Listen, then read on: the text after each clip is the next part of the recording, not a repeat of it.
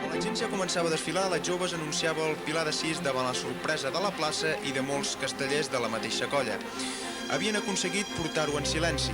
Amb l'enxaneta a l'esquena dels quarts va haver-hi una rebrincada, però davant la sorpresa dels assistents, l'enxaneta s'enfilà fins a dalt de tot, coronant el Pilar de Sis. L'eufòria s'havia deixat anar. La colla joves xiquets de Valls entraven per la porta gran de les agrupacions que han assolit aquest preciat castell. La regla de la dreta ha treballat al límit. Atenció que surten els terços, es deixen els segons, 4 de 8 amb el Pilar carregat per la jove de Valls. Veurem si el poden descarregar. Eufòria a la plaça vella del Vendrell.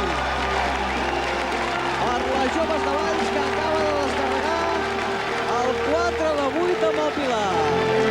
Queixos que anirà. Ja està. Ja el tenen. Dos vegats. Sí senyor. Atenció que ja han sortit els dos grups.